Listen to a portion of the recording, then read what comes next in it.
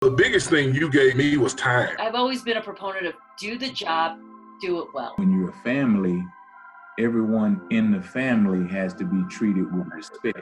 Coach Wooden, it always started with relationships. It always started with coaching people's hearts. I want to know who you really are, right? You can put whatever you want on paper, but that doesn't really matter. His teachers, they meet the learner wherever he is. They don't care what you know. They won't. So they know how much you care. Be aggressive. That's when. Here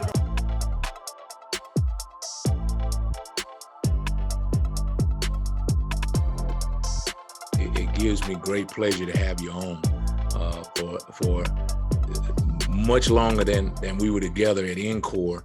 I kind of followed the Ducks. I followed your career and had, of course, having the opportunity to be on that panel with you, have even researched you more and found that I was even more impressed than I thought I would be. And so I do appreciate you for jumping on, and we'll jump right in. Great.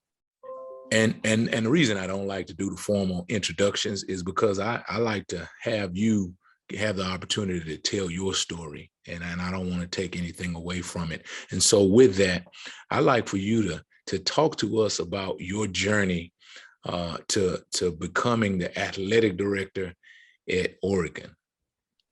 Well, thanks. It's now that I'm approaching 25 or some years, sometimes it's fun to reflect on that journey and all the people that have made an impact in the learnings. For me, I guess it probably started off in that youth sports played an important part of my life. I was a single parent home. And so the coaches, played a role in my life, and I fell in love with sports. Unfortunately, my gifts could only take me so far there, but I knew that I wanted to stay connected to sports. And so, when I went to school at West Virginia University, I had an opportunity through the federal work study program to work in the athletic department. And it was there that I met a couple of mentors that opened my eyes to all these wonderful opportunities that can be presented in college athletics. I got my degree in business and went to work for Ernst & Young, a large accounting firm. I just kept my eyes on college athletics as something that I was passionate about because of the impact that it made in communities and individuals' lives. And so I went back to WVU to get my master's degree after some work experience at this accounting firm. And from there, I've just, had this wonderful set of experiences meeting so many great people. And my journey, has taken me to the University of Miami, for my first full-time job in intercollegiate athletics. Spent a few years there, then had a chance to go to the University of Maryland with a real growth opportunity and really get to learn from two of the best in the business, in Debbie Yao and Jamie Pollard. Debbie was a longtime AD at Maryland and at NC State. Obviously, very famous family. The Yao sisters have done amazing things. Jamie Pollard is now the longtime AD at Iowa State and a great mentor and friend. And so I spent some time there, and what a great learning experience at the University of Maryland. There was a lot of change happening, and I was able to be a part of that. And then went to work for Mitch Barnhart at the University of Kentucky for 8 years. And what a great experience that was. Obviously they're passionate about their basketball at the University of Kentucky, and Mitch really set the course to make sure that Kentucky was providing an exceptional experience for all of its student athletes and doing everything they could to compete across the board. And I learned so many great lessons from Mitch, both professionally and personally. Thanks to those set of experiences, I was blessed to get the opportunity to come here in 2010 and be the athletic director at the University of Oregon. And I've enjoyed just about every minute of it in my 13 years here. You said something at the start of your talk that actually I remember from Portland, being there with you, and you talked about your relationship with coaches, and it made me think about who I am as a coach and how I have the opportunity to influence young people in ways that to teach them to tackle and to teach them to play man technique, but I sometimes, you as a coach, you sometimes lose the impact that you have on young people, you know what I mean, on the direction of their lives. I do, like I said, I remember you speaking on your relationships with coaches that influenced you, just like you talked about, to be where you are today. My next question, you wanted to add something? No, you're spot Okay. on. And, and those are lifelong relationships, Coach. I mean, I still, even though most of my relationships, were built, high school or pre-high school, I still lean on some of those people today. Right. I had the opportunity, or I've had, and I still, right. When you coach someone, when you coach a young person, it's like you have a relationship. Sometimes they can become like your own kids. They never leave. Right? Right. I have a young man that I coached. I coached him when he was in high school, and today he is a head coach. He's a head coach at Valdosta State University, Tremaine Jackson. And I remember Tremaine being a defensive lineman, and my background is in defensive back play, but Tremaine was a defensive lineman. And so every day he hangs out with the defensive back coach, and I was the defensive coordinator at his high school. And he's never left. He's never left. He's always been a part of my life. And so it's really, I take great pride in watching him develop as a coach, as a head coach now. And on that vein, you spoke of many leaders, many great leaders who've been a part of your life, but you can't choose them all. Who has been the leader, the greatest leader in your career, in your life, that person who has influenced you most? And what is it that person gave you that you use today? Boy, you're putting me on the spot to try to pick one, because I knew it. There are just so many people. And sometimes when you're reflecting, Coach, you think of others. And I would say probably the three that I've already mentioned. For Debbie Yao to give a young professional the chance that she provided me, and opened a lot of doors, and I learned a lot from her and Jamie Pollard, both when we were at Maryland, and there was a lot of change happening. Debbie had inherited a difficult situation, and being maybe the only, if not the only, one of the few female athletic directors at a Power 5 school at the time, she had a heavy lift. And for her, one, to watch her, for her to put the trust in me and give me the opportunities to grow in my time, 6.5, 7 years, she continued to challenge, mentor, and provide opportunities. And what we were able to accomplish under her leadership was really remarkable. I often marveled at, how she could align resources, get everybody to collaborate, and convince everybody that we could accomplish things that we ourselves couldn't even see. Was fascinating. And then, the opportunity to work with Mitch for 8 years, and what Mitch just has this amazing ability. And I just witnessed it when I was with him at the NCAA track championships here in Eugene a couple of weeks ago. Mitch just has this incredibly high care factor for people. So people are first in everything that Mitch does. And we're watching a University of Kentucky relay team in the NCAA championships, and he's calling them all by first name. Mitch Barnhart knows every student athlete in the athletic department at the University of Kentucky. And it's just because that's who Mitch is, right? He's people first. He cares about people. And listen, he's competitive as they come.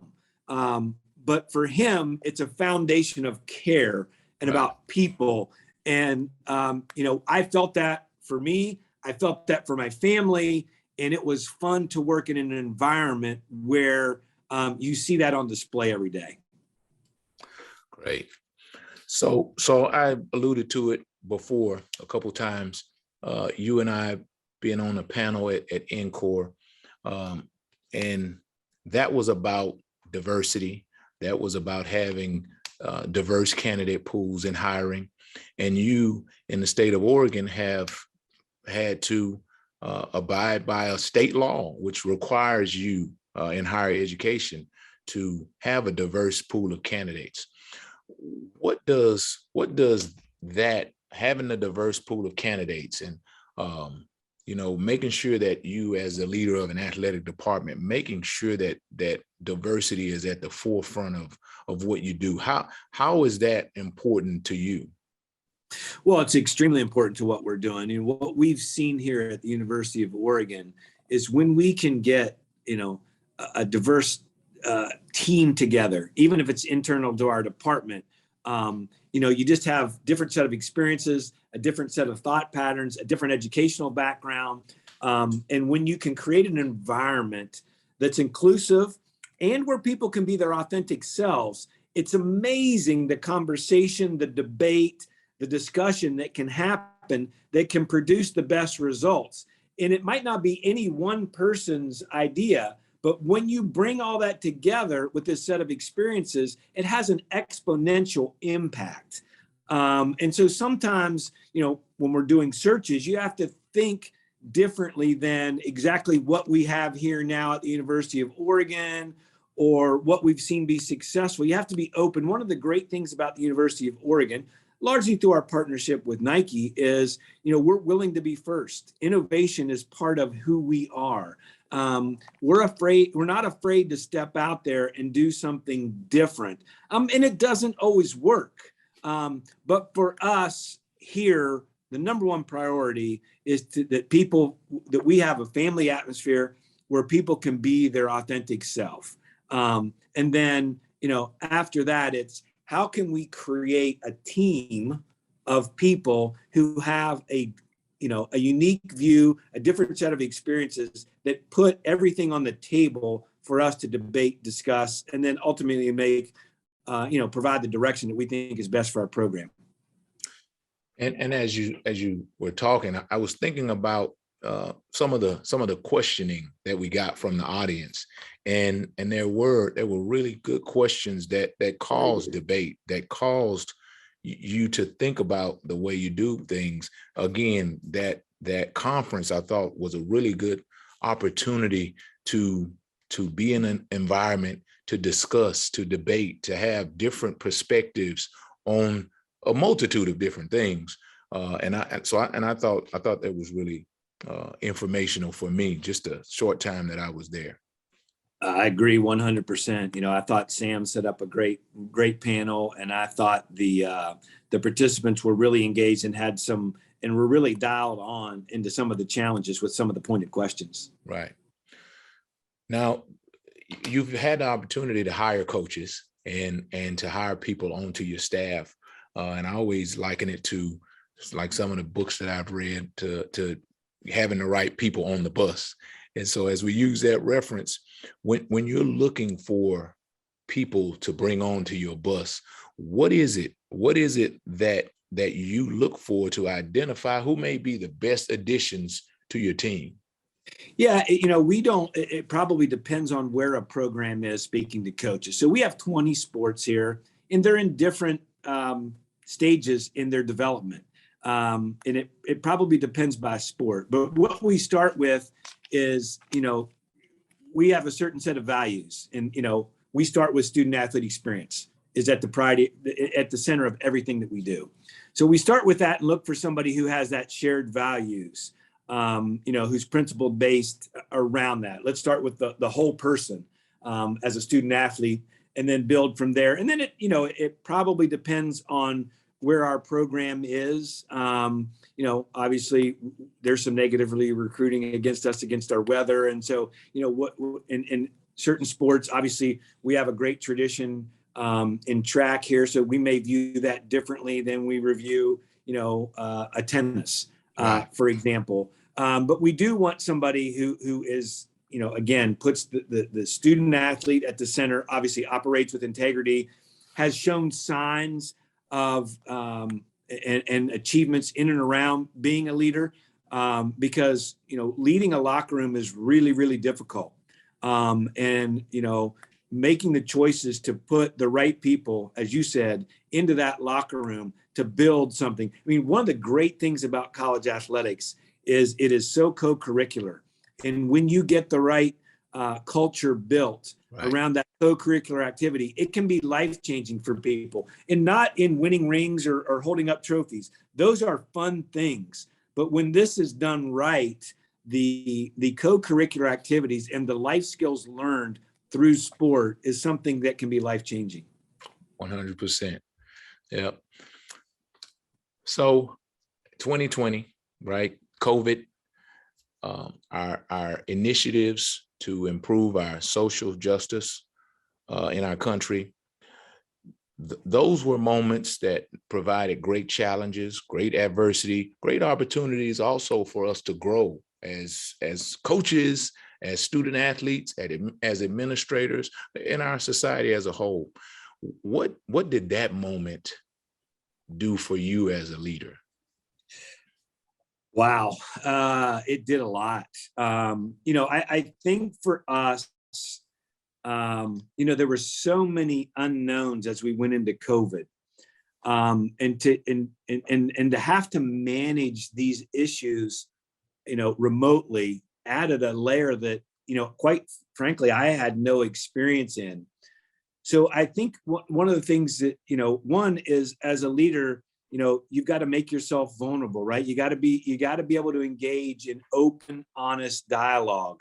And at times, particularly as it related to COVID, I didn't know what the financial challenges were going to be. It was still very early. And so I had to be willing to say, to our 240 staff, I don't have all the answers, but I'm happy to take the questions and I'll do the best that I can.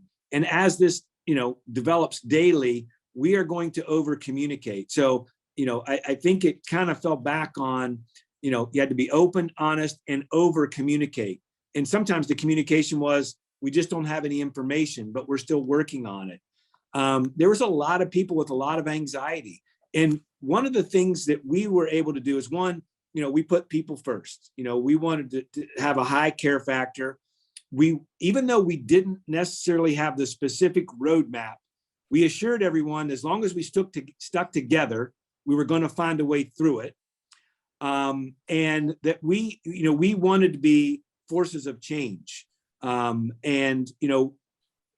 be out front. We're very visible in our community, whether that's modeling masks or modeling vaccine or, changing the diversity of our community. We wanted to be seen as leaders and step up in that.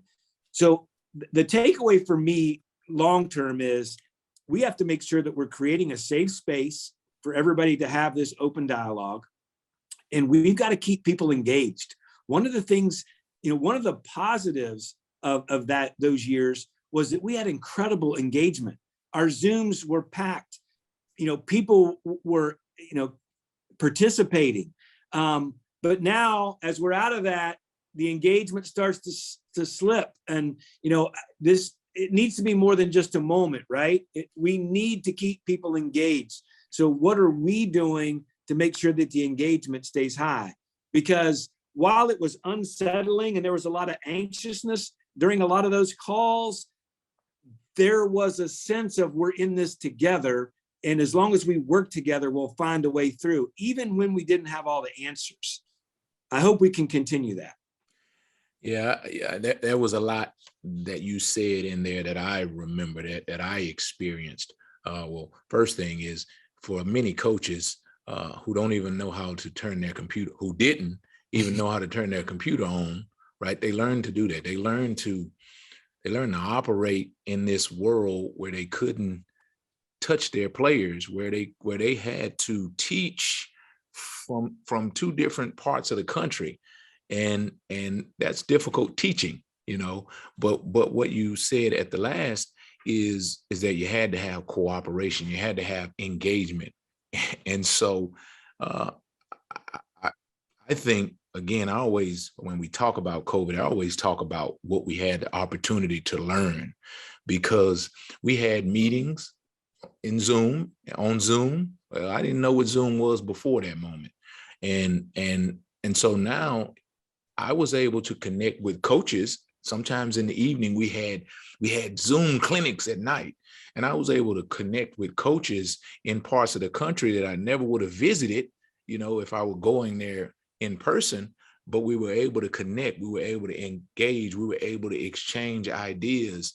And like you said, I would also hope that we wouldn't lose that, because that was like untapped territory, and because that was all we had, we locked in on it. Now, we're back to our old lives, and we tend to lose that. But I would hope, like you said, that we could stay there.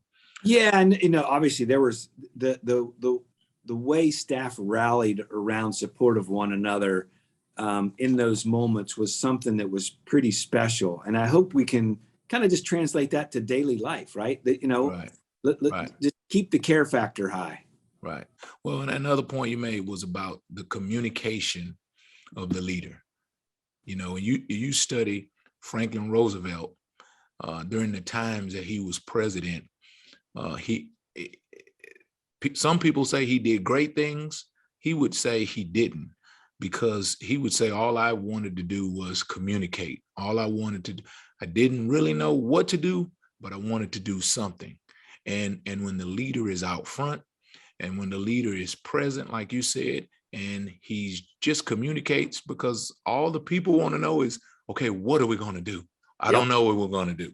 Just give me a moment. Let me figure it out.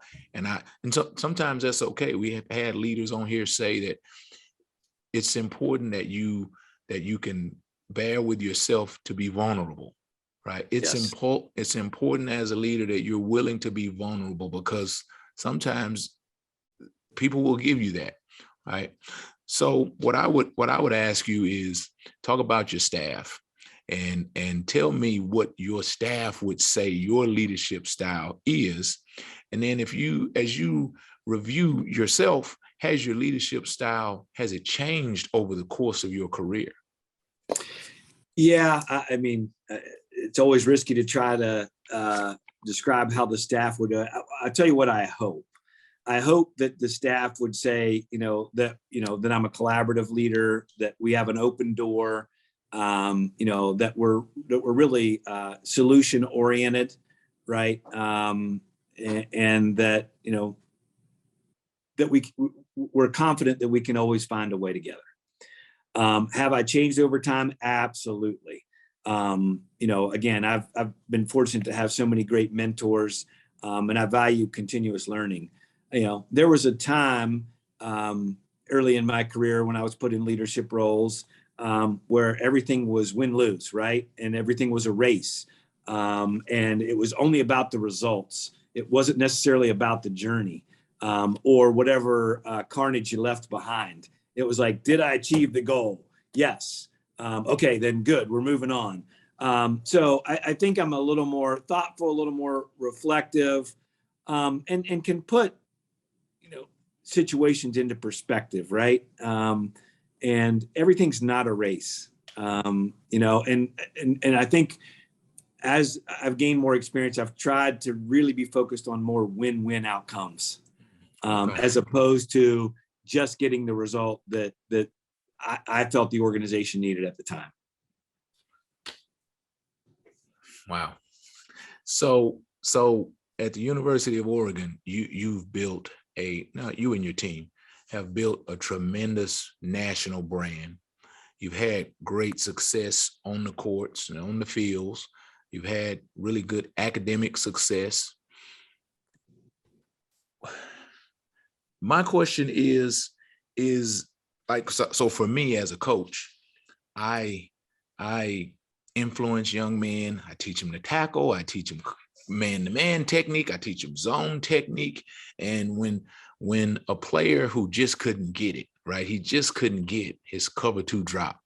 And then all of a sudden I see it happen. I see the light switch come on. That's game day for me. So my question is like, what is game day for you? What is that thing that lights up the world for you? Well, there's a couple of things. It's when we work in this business, and I'm sure you get asked this all the time, and you kind of alluded to it in the question is, people think that, the most memorable moments we have in college athletics are when you have these these big wins, Rose Bowl win, Pac-12 championship win, playing a national championship game, win a national championship in some sports. And those are all great, but that's not really what it's about. The big wins are when you see a student athlete who has struggled early in their time here, figure it out. And by figure it out, I mean, finds a way to stay in school, graduates, and then comes back years later and says, you changed my life just through opportunity. And similar for a staff, you know, when you have a staff member that, you know, isn't quite sure that they can accomplish something, and you just keep encouraging, supporting, and asking them the right questions to help them figure it out. And like you said, when the light goes on, then all of a sudden the ceiling's lifted for them in a lot of other areas, and it's repeatable. So I would say, you know, for us, again, it's about helping people. Winning is a lot of fun along the way, but when you can change lives, particularly with our student athletes through this opportunity of an athletic scholarship and the great support system that we put around them, that's what really matters. I mean, you know, we're a term system school, so we just did our graduation ceremony a couple of weekends ago. And that's always a favorite event, right? Because then you get to hear, you know, how they started, you know, their journey, and now what's next. And they just have this confidence, this skill set, and this swagger to go take on what's next. And that's really what it's about. Right. And you know, there are not many professions where you get to experience that the way we do, because like you said, when you look at it, everyone, they just want to see, you know, the cutting of the nets, and they think that, you know, that just happens. But there's a lot of long, hard days of work, and we get to see it. And so again, I agree that we are incredibly blessed in that way. Final question. So you're talking to the young Rob Mullens, right? What would you tell that guy that you know today that he had no clue about at the moment, and you're talking to him? Great question. I'd say two things. Enjoy the journey, right? It flies by. It really does. And, you know, make sure that you keep the priorities. There's a lot of things in society and in our profession, you know, that are rewarded that in the end probably don't mean as much as they might feel like in the moment. And so, you know, you're going to meet a lot of incredible people along the way. Make sure that you're thankful, and you appreciate, because you don't get to where you are or where I am without the help of a heck of a lot of people. And I mean, every single day. And, you know, sometimes I think we can get our priorities out of whack. And then you get to be, you know, 52 like I am, and you start to look back and go, man, there were a lot of people who really went out of their way to help me. And, you know, I wish I had been a little more reflective along the way instead of, you know, now at 52. Right. Well, from a fan, from a person who's watched from afar for a brief moment, I think that, you know, you've done a great job, and you continue to, and I couldn't be more impressed, and again, more blessed to be able to have the opportunity to visit with you a couple of times, and I thank you for coming on. And like I said, which, you know, we were there with Sam, and Sam's a Beaver, and it was tough for him, but even you made him reflect upon his decision and question it. Right. Well, hey, it was great to meet you. I learned so much on that panel. That was one of the great things for me. I was able to participate as a panelist, but having the opportunity to be on the panel with you and spend some more time with Sam was educational for me as well. And congrats on all your success. I love that you're doing this podcast and connecting in different ways to share your wisdom. So thank you for doing that.